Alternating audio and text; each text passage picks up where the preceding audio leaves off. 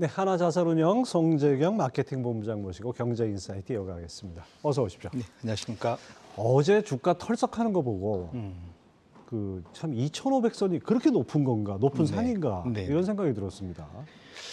이게 사실은 우리나라 코스피는 기본적으로 이 수출하고 연동이 많이 예. 되는 지수인데요. 이제 최근 들어서 그러니까 중국도 사실은 수출이 작년 10월 이후로 좀 꺾였지 않습니까? 그렇죠. 예. 우리나라도 비슷한 시기에 이제 마이너스 성장을 보이고 있고요. 그런 측면에서 놓고 보면 생각보다 잘 버티고 있는 거다. 거꾸로 그렇게 볼 수도 오히려 있는. 증시는 잘 버티고 네, 있다. 있는 겁니다. 근데 다만 이제 이것이 가장 큰 근간이 됐던 게 미국을 제외한 유럽과 일본과 중국의 그 중앙은행들의 유동성 공급이 컸거든요. 근데 이것이 일단락되고 난다면 아무래도 조금 힘이 빠질 가능성. 그래서 유동성이 기대해서 올라가는 것이 마냥 가능할지 여부에 대해서는 조금 더 지켜봐야 되지 않을까 생각됩니다. 그렇군요. 사실 그 미국 시장 보면은 시장이 스스로 막 자가 발전하듯이 기대감을 만들었다가 지표가 나오면은 슬며시 주저앉는 이런 모양새를 자꾸 보이고 있어요. 네. 그래서 2월 고용 지표 이 금요일날 나오지 않습니까? 이거 발표 이후에도 이런 모습을 계속 보일 것 같습니까? 그럴 것 같습니다. 그러니까 그전에는 사실은 고용 지표가 약화되면 인플레이션에 대한 부담이 떨어지니까 연준이 세게 안 나올 거고 그러면 이제 시장이 좋을 거다. 이런 이제 예. 긍정적인 시각으로 해석했는데 이제는 그 뉴스가 숫자가 잘 나오면 이거 연준이 세게 나오겠네. 예. 못 나오면 야 이거 침체 오는 거 아니냐. 양쪽으로 극단적으로 해석을 하는 경향들이 좀 강해졌습니다. 그만큼 그 사이에 바닥 대비 지수는 좀 많이 올라왔고 미국도 그렇고 우리나라도 그렇고 예. 반면에 지금 소위 매크로 변동성은 너무 커져 있는 상황이기 때문에 반응이 좀 더 격하게 나오고 있다 이렇게 봐야 될 것 같고요.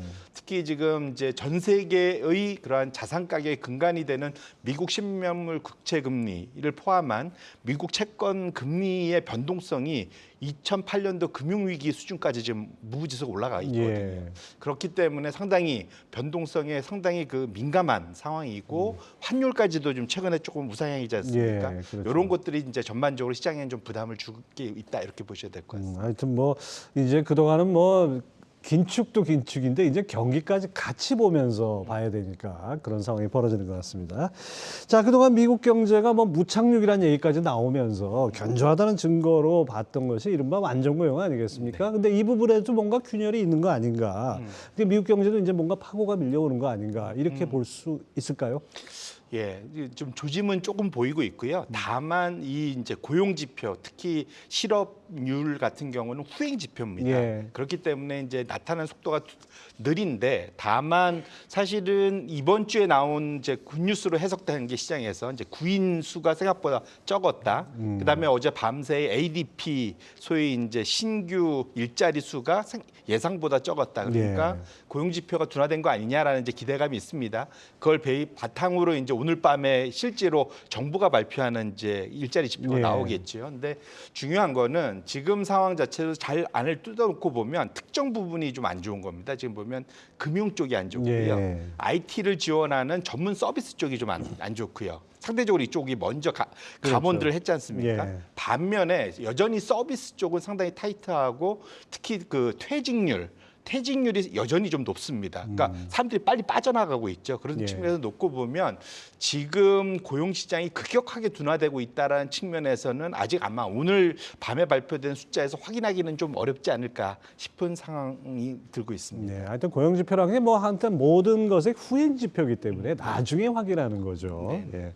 자, 실리콘밸리 은행 붕괴, 그다음에 중소 지역 은행들의 연쇄 위기 이런 것들이 노동시장에 타격을 가하는 동시에 신용 경색까지 가져올 수 있다. 뭐 이런 적신호가 있다. 이렇게 볼 수도 있는 건가요? 충분히 가능하고요. 그러니까 기본적으로 연준이 3월 FOMC 때 그 파월 의장이 인정을 했지 않습니까? 네. 이런 은행의 유동성 위기가 일정 부분은 금리를 그러니까 연준의 기준금리를 올리는 효과를 낼 수 있다. 근데 얼만큼인지는 측정을 하기는 어렵다. 그렇죠. 근데 시장에서는 통상 이것을 적게는 50bp, 많이 보는 사람은 150bp에서 200bp까지 인상한 효과가 나올 거다라고 보고 있습니다.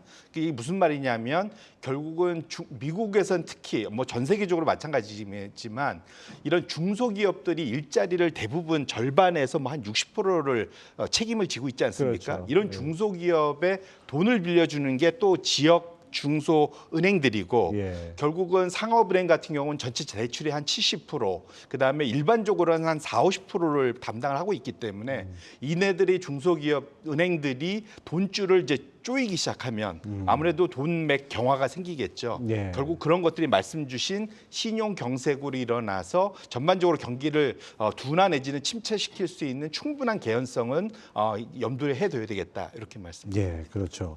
하여튼 뭐 이것이 지금 뭐 일단 급한 불은 껐는데 그것이 끝이 아니라는 거. 또 하나 얘기가 나온 게 그 미래 예언서로 통하는 게 이 제이미 다이먼, 이 JP 모건의 CEO인데요. 이 연례 서한에서도 이제 그런 은행 위기 가능성 아직 끝나지 않았다. 향후 몇 년간은 이런 악영향이 이어질 것이다. 이런 언급을 했었는데 이건 어떻게 봐야 됩니까?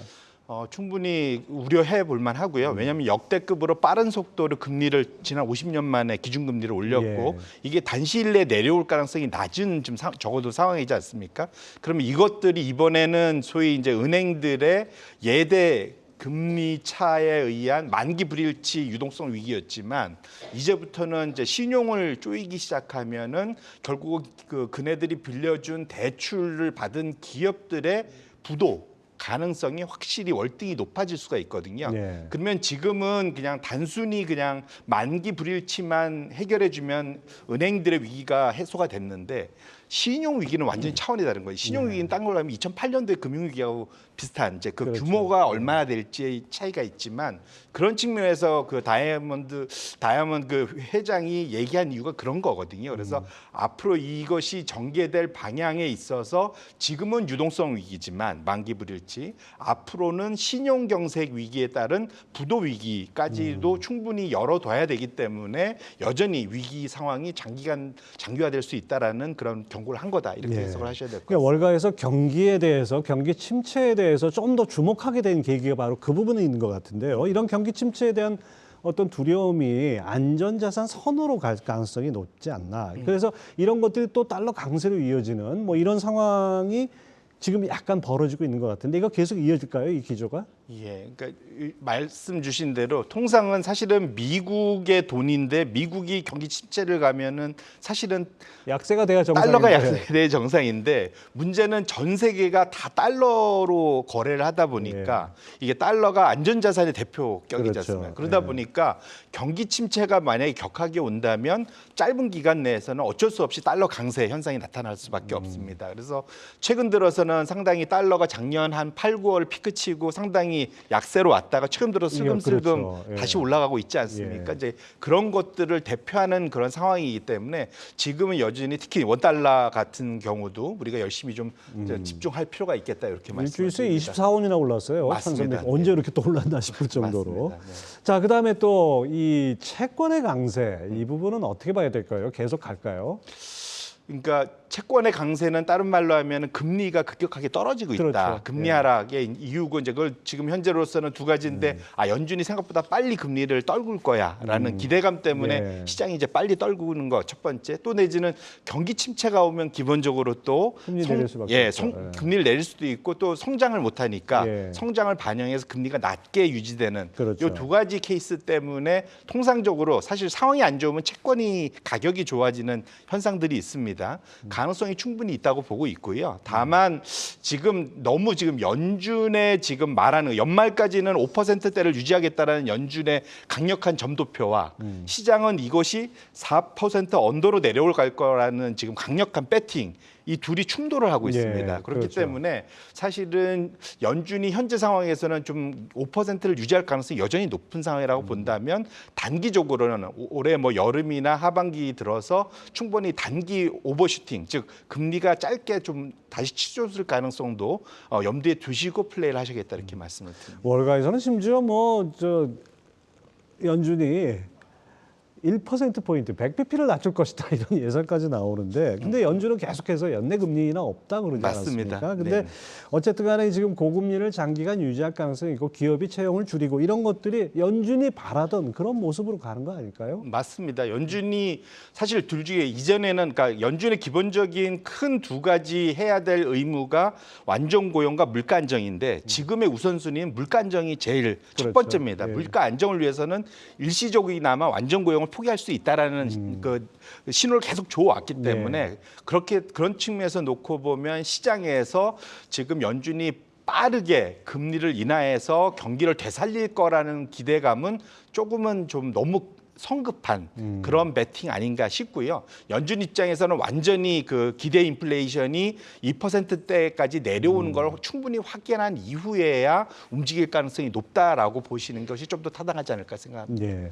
뭐 고용 지표 한 번 약간 좀 충격이 나왔다고 해서 연준이 금리 인하를 단행할 것이다 이렇게 하는 건 좀 약간 시장의 착각이 아닐까 싶기도 하고 또 많은 전문가들이 연준이 말만 그렇게 하지 내릴 수밖에 없지 않느냐 이렇게 얘기하는데 어느 쪽에 우리가 포커스를 둬야 됩니까? 그러니까 저는 뭐 그러니까 지금 채권을 많이 들고 계신 분들은 당연히 예. 금리를 빨리 내렸으면 좋겠죠. 그래야지 이제 그렇죠. 채권 가격이 올라가니까 이제 그거는 뭐랄까 이제 보고 싶은 거를 보는 또 해석하고 싶은 대로 보는 거라고 보고 있고요.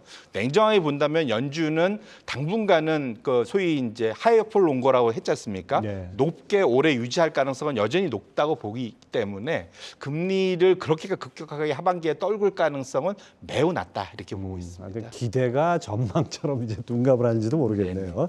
자, 끝으로 올해 증시를 많은 전문가들, 많은 기관들이 상저하고라 그랬는데 지금 1분기 상황을 보면 이미 상고입니다. 네.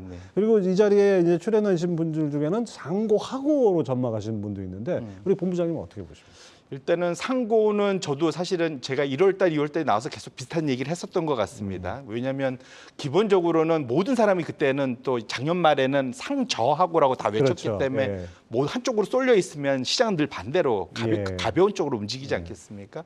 그런 게 있었고 말씀드린 대로 유동성이 생각보다는 미국을 제한 나머지에서 빠르게 풀리면서 유동성 사실은 랠리를 펼친 측면도 예. 있거든요. 그런데 앞으로가 본다면 좀 밸류에이션은 생각보다 여전히 안 내려서 비싼 상황이고요. 뭐 미국 기준으로 그렇고 우리나라도 약간 좀 높아 있는 상태고 반면에 지금 실적은 사실은 작년 4분기, 작년 2분기 정도를 피크로 지금 예, 이제 꺾여 계속, 내려오는 그렇죠. 거거든요. 그렇게 놓고 본다면 그러니까 밸류에이션은 높은 수준을 유지하는데 실적이 꺾이면은 거기에 대해서 이거를 정당화할 수 있는 건 유동성을 추가로 막 급격하게 늘릴 건데 저희가 아까 얘기했듯이 연준은 그럴 일이 없기 때문에 예. 그걸 겸비해 본다면 하반기에는 사실 좀 더 좀 보수적으로 보는 것이 타당하지 않을까 싶고요. 특히 지금 침체에 대한 논의들이 이제 조금씩 더 강화되고 있다고 본다면 지금부터는 상반기에 벌었던 이익들을 좀 잘 지키는 전략들을 가져가시는 것이 좀 더 합리적이지 않을까 이렇게 말씀드립니다.